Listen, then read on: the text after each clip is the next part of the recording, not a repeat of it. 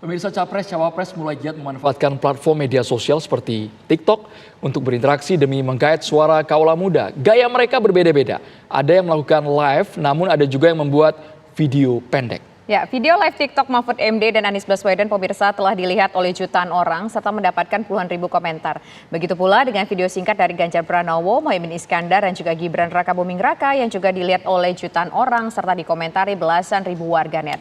Sebelumnya, lewat istilah gemoy, nama Capres Prabowo Subianto juga melambung tinggi di sosial media. Bahkan tagar gemoy pun berkali-kali menjadi trending di media sosial yang merupakan tempat nongkrongnya pemilih milenial maupun generasi Gen Z. Yang menjadi persoalan, seberapa besar suara kaula muda yang bisa digait oleh Capres-Cawapres yang masuk lewat media sosial itu? Untuk membahasnya telah bergabung bersama kami ada pakar komunikasi politik yaitu ada Prof. Karim Suryadi, kemudian juga ada Direktur Eksekutif Lembaga Survei Indonesia yang hadir ke studio kami yaitu ada Pak Jayadi Hanan dan juga Guru Besar Ilmu Komunikasi FISIP Unair, Profesor Rahma Ida. Selamat sore semuanya.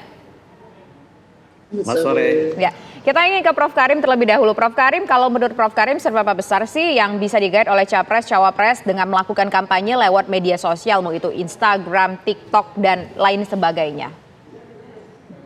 Ya, pertama persisnya berapa persen saya belum punya data ya, tetapi referensi yang saya baca terkait dengan penelitian pengaruh media sosial yang lebih spesifik lagi misalnya tentang apa yang disebut dengan infrastruktur digital kewarganegaraan itu menjadi jalan bagi anak-anak muda, khususnya ini tradisi di Eropa Barat misalnya, untuk terlibat dalam pemilu. Artinya begini, ini sudah menjadi proyek lama saya dengan mahasiswa S3, ketika umumnya pemerintah dan orang-orang mencurigai media sosial sebagai lumbung bagi berkembangnya hoax. Ternyata banyak pemerintahan yang berpikiran sehat untuk memanfaatkan media sosial ini dalam meningkatkan keterlibatan warga negara dalam urusan-urusan publik atau apa yang disebut dengan civic affairs. Nah, kecenderungannya anak-anak muda yang terlibat dalam penanganan masalah-masalah sosial di media sosial itu juga cenderung memilih. Mengapa? Karena mereka menyadari media sosial menjadi alat bagi mereka untuk terhubung dengan masalah sosial dan pemilu menjadi alat untuk mengeksekusi apa kebijakan yang ia pikirkan, resolusi yang ia tawarkan. Jadi fakta menunjukkan, ini hasil risetnya konsisten, jadi mereka yang terlibat di media sosial dalam hal menangani urusan-urusan publik juga terlibat dalam pemilu. Artinya kecenderungannya untuk memilih menjadi kuat. Nah, tetapi kita harus hati-hati akan dua hal. Yang pertama, sesuatu yang viral atau sesuatu yang populer tidak selalu relevan atau sejajar dengan keputusan untuk memilih. Misalnya di negara Amerika kan terkenal kalau sekedar mengukur atau mengejar popularitas, Donald Trump itu masih kalah populer dibanding Donald Bebek. Di Indonesia juga begitu ya. Tetapi kita tidak bisa melupakan isu soal viral, soal populer ini. Karena itu menjadi modal, menjadi jalan bagi dipertimbangkannya isu. Yang kedua, ini akan lebih menarik ya, akan lebih menarik jika diskusi-diskusi dalam live streaming media sosial itu juga memperbincangkan sesuatu yang berkembang di pemikiran audiens, baik yang muncul akibat adanya debat Capres atau isu-isu publik yang sekarang berkembang. Jadi kemungkinan ini mempersuasi mereka akan lebih kuat ketimbang gimmick, ketimbang membuat sesuatu menjadi viral. Mengapa? Saya punya hasil penelitian di Jawa Barat, khususnya tentang generasi Z, ada dua hal yang penting. Yang pertama, generasi Z memiliki kesadaran untuk terlibat dalam politik. Itu fakta yang pertama. Yang kedua, yang menjadi persoalannya adalah bagaimana pendekatan yang paling klik bagi mereka. Sayangnya sampai hari ini, 60% itu merasa belum kena gitu ya. Jadi strategi yang diterapkan, teknik yang dipakai oleh politisi, baik partai, kandidat tim ses, termasuk kandidat legislatif, mereka menggunakan cara-cara yang belum mengena sampai hari ini. Kenapa? Misalnya mereka berbicara tentang generasi Z, tapi masih menggunakan cara-cara lama. Tampil di baliho misalnya, yang jelas itu cara yang lama. Kemudian kita tahu generasi Z itu lahir dari pola asuh yang sangat demokratis dalam keluarga-keluarga, kemudian mereka lahir dari proyek akademik yang kolaboratif dan partisipatif, dan mereka punya rasa ingin tahu yang kuat. Nah, sehingga pendekatan yang memenuhi ketiga tantangan tadi, ketika ciri tadi, itu akan lebih berterima dibanding cara yang lain gitu ya. Nah, oleh karena itu maka ini akan menuntut gitu ya, juru kampanye tidak lagi datang dari atas, tapi juru kampanye akan lebih pas, atau mereka yang mempersuasi akan lebih pas bila hadir dalam screen yang setara gitu ya. Baik, Jadi Prof. ada dialog kreatif gitu ya, yang sejajar dengan mereka, itu akan lebih mempersuasi menurut fakta yang saya punya dan saya baca. Baik, dari Prof. Karim kita ke Prof. Rahma Ida. Apakah memang pendekatan yang dilakukan oleh para capres maupun cawapres di media sosial, baik itu TikTok maupun IG, merupakan ceruk yang besar untuk menggait pemilih muda? Ada data tidak, Prof, mengenai besaran milenial, Gen Z yang nanti terlibat pada kontestasi pemilu 2024 sebagai pemilih? Oke, terima kasih. Sebenarnya saya juga tidak melihat adanya data yang secara jelas ya menjelaskan berapa keterlibatan dari generasi Z dalam dunia politik saat ini di Indonesia. Kalau kita melihat berbagai para penyedia atau agen-agen penyedia data tentang pengguna-pengguna media sosial, semuanya memberikan, yang saya pelajari adalah memberikan batasan usia 18 tahun ke atas. Jadi terlibat secara umum. Kalaupun ada misalnya penggunaan itu very spesifik, misalnya hanya Instagram, misalnya yang hanya bisa digunakan oleh 44% itu pun usia 25 tahun ke atas. Jadi kalau itu kita kategorikan sebagai Gen Z, itu maka tidak masuk ke dalam Gen Z 25 tahun ke atas. Artinya memang ketika klaim-klaim yang dilakukan oleh para kandidat, para timnya, bahwa mereka bisa mengambil ceruk 50%, itu sebenarnya kita tidak tahu data itu dari mana. Namun demikian, saya pernah melakukan riset yang itu sudah terbit di jurnal internasional tahun 2021. Ketika itu saya melihat bagaimana keterlibatan anak muda, youth terutama, di political sphere yang ada di Indonesia. Saya menggunakan metode combined research between antara kuantitatif dan kualitatif, dan memang yang saya survei adalah semuanya masih berstatus mahasiswa. Nah, dari survei saya itu menunjukkan bahwa sebenarnya untuk persoalan political discussion atau diskusi politik, anak muda barangkali mau terlibat dengan diskusi-diskusi itu, terutama hal-hal yang kaitannya dengan current affairs atau hal-hal yang kaitannya dengan youth interest, jadi kepentingan mereka. Sementara kalau kita melihat itu dari sisi partisipasi politik anak muda.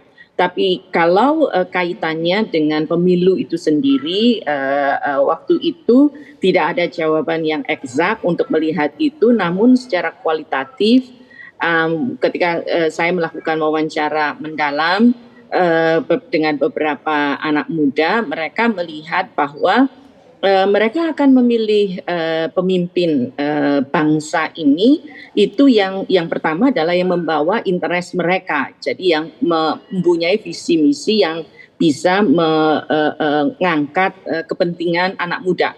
Yang kedua adalah mereka akan memilih pemimpin itu dengan cara yang mudah kok, katanya begitu, jadi tidak complicated seperti yang kita bayangkan. Artinya mereka sebenarnya tidak begitu terlalu concern dengan hal-hal yang selama ini banyak diperdebatkan, misalnya visi misi yang terlalu sophisticated gitu ya. Bahkan dari mereka yang ketika wawancara itu terjadi, mereka memilih mana yang trending gitu artinya. Jadi mereka mengikuti, kalau misalnya di popular trending media sosial itu kita misalnya pakai hashtag atau tagar nama itu, ya mereka ikut aja. Jadi sebenarnya dari situ saya kemudian menyimpulkan di dalam paper itu sebenarnya media sosial itu mungkin akan kalau menggunakan bahasa dari TV One tadi efektif untuk meraih suara pemilih itu mungkin pada keterlibatan generasi Z tadi dalam ranah diskusi publiknya gitu ya, tidak pada belum tentu jelas pada decision making mereka, karena para pemilih pemula itu sebenarnya mengalami proses sosialisasi politik. Kalau itu dalam komunikasi politik yang kami ajarkan di kelas, ada sosialisasi politik yang disebut dengan short term dan long terms. Long terms itu adalah para pemilih pemula itu sebenarnya sudah punya partai identification yang jauh sebelum mereka memilih, dan itu pun pemuda-pemuda itu adalah pemuda yang selama ini sudah terlibat. Misalnya mereka ketika mahasiswa anak muda mereka terlibat dalam organisasi partai politik ya, entah itu Kosgoro, Banteng Muda dan lain sebagainya, sehingga mereka memang masuk ke situ. Nah, orang-orang semacam ini dengan kampanye apapun itu mereka pasti akan memilih partai identifikasi yang mereka punya. Ini yang disebut dengan long terms.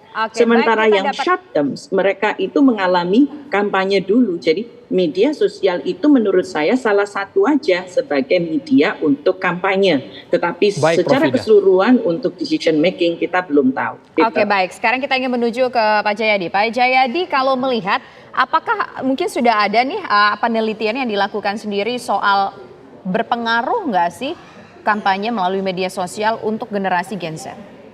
Ya pasti berpengaruh ya. Kenapa? Karena generasi Z, dan sebetulnya yang disebut dengan yang mayoritas itu bukan generasi Z ya. Yang mayoritas itu kalau digabung antara generasi milenial atau Y dan generasi Z ya. Z itu lahir antara 96 sampai 2012. Kalau yang milenial itu antara 81 sampai 95. Kalau digabung dua generasi ini jumlahnya hitungan KPU 53%. Hitungan BPS bisa mencapai 59%. Jadi itu jumlah yang sangat besar.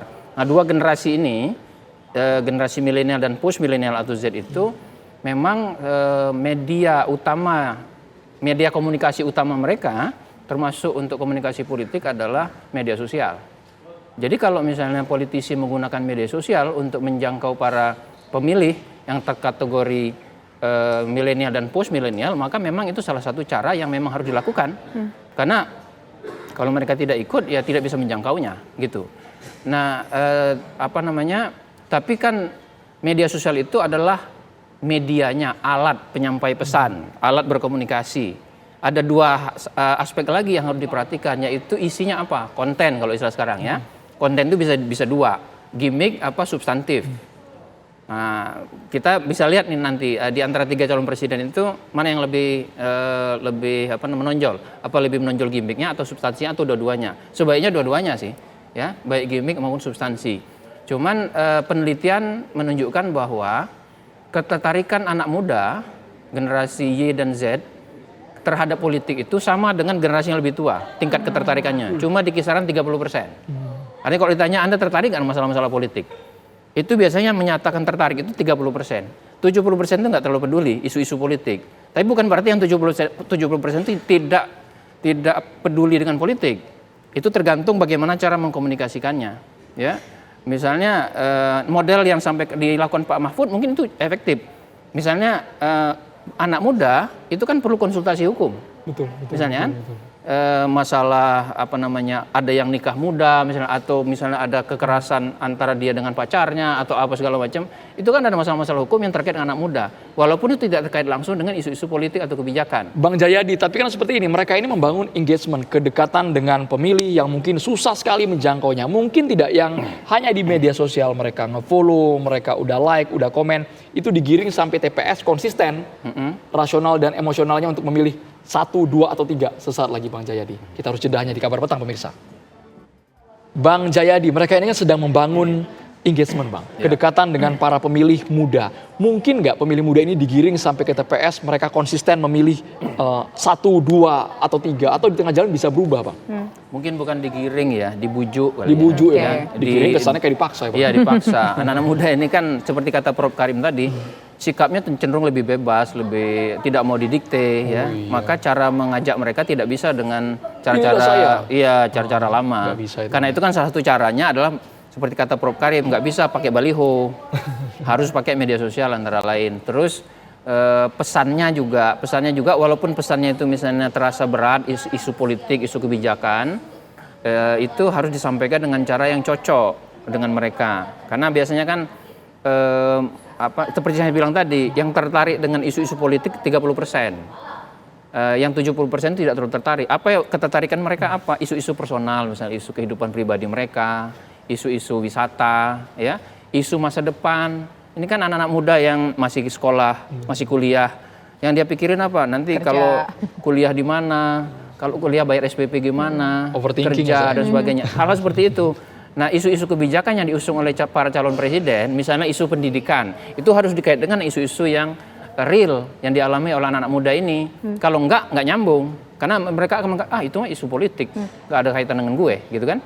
Jadi tidak ada kaitannya dengan isu-isu mereka. Itu sebetulnya kan kalau kita tanya secara umum, masalah-masalah apa yang menurut anak muda harus segera diselesaikan, itu mirip juga dengan para pemilih secara umum. Misalnya soal pekerjaan, ya, soal pendidikan, soal kesehatan. Cuman kalau menyampaikannya kepada anak muda dengan cara-cara misalnya ribet menyampaikan cara bayar asuransi dan sebagainya, misalnya, atau misalnya isunya balik lagi ke soal SPP atau angka partisipasi pendidikan dan sebagainya, itu kan nggak nyandak di kalangan anak muda. Harus disampaikan dengan cara-cara yang cocok dengan Kurang situasi populer mereka. gitu ya, Ya, Bang? itu pesan. Nah, kalau yang kedua adalah itu pesan substantif. Tapi bisa juga pesan kepada anak muda itu dengan gimmick. Nah, yang harus begini menurut saya, para capres maupun para politisi ini kan memegang peran bukan hanya mencari suara, tapi juga memberikan edukasi politik. Maka boleh menggunakan gimmick menurut saya, tapi gimmick itu harus dipadu dengan substansi gitu. Jadi jangan cuma gimmicknya aja yang dapat. Nah, kemudian yang ketiga, jadi medianya media sosial. Yang kedua isunya, boleh pakai gimmick tapi kaitkan dengan isu yang kuat, yang cocok dengan kehidupan anak muda. Yang ketiga adalah yang nyampein siapa gitu. Ya, kalau misalnya saya generasi X ya. Saya generasi X misalnya menyampaikan kepada anak muda dengan cara-cara saya nggak cocok. Maka yang menyampaikan haruslah juga anak-anak muda. Anak-anak yang misalnya generasi Z, generasi milenial. Jadi kalau tiga itu digabungkan, maka itu akan efektif untuk membangun engagement istilahnya ya. Engagement dengan para anak muda itu. Tapi kan ini yang kalau kita lihat ini kemarin misalkan Mahfud, kemudian juga Anies, mereka live TikTok sendiri gitu. Ini kan kalau dilihat dari generasinya juga bukan generasi milenial, bukan juga generasi Z. Nah yang kayak gitu bakal efektif nggak Bang? Ya kan generasi muda atau pemilih muda itu yang berumur 40 tahun sampai 17 di pemilu 2024 nanti, itu kan macam-macam juga. Ada yang lebih cocok dengan TikTok, ada yang cocok dengan Instagram. Kalau yang agak tua itu mungkin Facebook ya, atau malah X yang tadinya Twitter. Jadi ada terbagi-bagi juga, mereka tidak monolitik. Karena itu para calon kandidat harus pandai-pandai melihat nih segmen subsegmen dari setiap anak muda itu. Misalnya ada dua subsegmen besar. Segmen pertama adalah Z, segmen kedua adalah Y. Nah, Y itu nanti ada subsegmennya lagi. Ada yang generasi milenial yang sudah tua, kayak Mas Andro, generasi milenial nih, tapi sudah tua, milenial coret. Kalau saya X ya, jadi saya lebih tua, lebih senior. Ya, lebih senior. Karena gini, generasi milenial itu lahirnya menurut definisi 81 sampai 95. Kalau Z 95 sampai 2012. Itu kan beda-beda tuh. Tapi pengennya kami tampilannya lebih muda ya. Tapi Prof Karim, singkat saja Prof Karim. Ini kan trafficnya tinggi sekali. Ada yang mungkin ratusan ribu yang like, jutaan yang nonton. Mungkin tidak mereka ini tetap konsisten seperti bahasa Bang Jayadi tadi, dibujuk untuk memilih capres, Prof Karim. Oke, pertama mereka yang memburu generasi Z melalui media sosial sudah menempuh jalan yang benar. Jadi artinya mereka bermain di kolam yang tepat. Yang kedua, apakah ikannya akan dapat atau tidak bergantung kepada caranya. Kita tahu secara konsisten, secara teori bahwa plasenta yang menghubungkan orang dengan pemilu di setiap usia ini. Plasenta yang menghubungkan orang dengan pemilu atau orang akan merasa tertarik dengan pemilu apabila ada sesuatu yang terfokus pada kepentingannya. Nah, oleh karena itu Jika ada live streaming, maka pertanyaan, pembahasan, jawaban yang tertuju dengan kepentingan si generasi Z ini akan jauh lebih mempersuasi ketimbang video pendek yang dikirim untuk mereka atau gimmick yang dibuat untuk mereka. Kenapa? Karena ketika dialog aktif itu kan akan mengarah kepada apa yang dia ragukan, dia pertanyakan, diharapkan, dia inginkan, dia cemaskan. Kemudian yang ketiga adalah seringkali terjadi simplifikasi soal anak muda ini, yang penting viral, yang penting gimmick, yang penting muda secara biologis.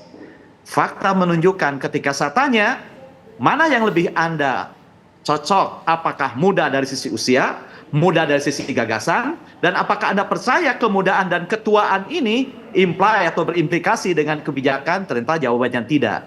Jadi mereka menganggap preferensi mereka akan lebih kena apabila apa yang disebut dengan muda, apa yang disebut dengan kepentingan, apa yang disebut dengan gagasan itu terfokus kepada agenda mereka. Jadi kepentingan mereka, ketakutan mereka, kecemasan mereka, apa yang menjadi pertanyaan mereka. Dan boleh jadi pikiran-pikiran itu ada di anak muda sendiri, ada di kalangan tua yang berorientasi anak muda. Jadi istihad politiknya lebih kepada preferensi dan kepentingan anak muda, bukan soal simbol-simbol atau gimmick-gimmicknya.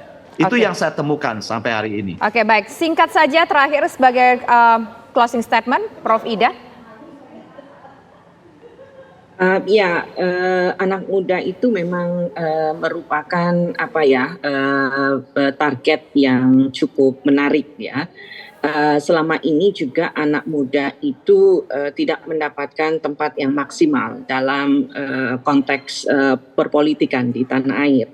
Nah, selama ini anak muda juga hanya menjadi food caterers aja bagi para politisi. Nah, sekarang kita melihat di pemilu 2024 ini keterlibatan anak muda cukup mulai merangkak ya. Jadi apalagi beberapa partai politik sudah melibatkan anak-anak muda untuk betul-betul masuk ke dalam dunia politik. Maka apa yang ingin saya sampaikan adalah pertama, generasi muda itu mereka adalah semacam tempat kita untuk bisa mendapatkan betul-betul autentik konsep-konsep tentang politik kita ke depan. Kemudian yang kedua juga saya melihat bahwa anak muda ini tidak lagi bisa dijadikan sebagai ajang untuk mencari suara atau popularitas, bahwa mereka juga bisa bersuara gitu. Jadi artinya kalau mereka diberikan kesempatan, mereka juga akan bicara. Yang ketiga, media sosial menurut saya masih sangat efektif untuk dipakai dalam hal-hal hiburan atau hal-hal yang ringan ya, dibandingkan dengan hal-hal yang sangat serius. Jadi saya melihat bahwa media massa mainstream seperti televisi, surat kabar, dan lain sebagainya itu masih tetap bisa digunakan sebagai media dalam kampanye-kampanye yang lebih serius. Jadi media sosial itu karena keterbatasan, limited space-nya dan limited time-nya, maka pesan-pesan yang panjang itu nggak mengena. Makanya yang ada adalah keriuhan di dalam media sosial. Harus yang ngena ya, Prof. Ida. Adalah keriuhan. Terima kasih banyak, Prof. Ida. Mohon maaf durasinya terbatas. Prof. Karim juga terima kasih sudah bergabung. Bang Jayadi sudah bergabung di Kabar Petang. Thank you banget, Bang.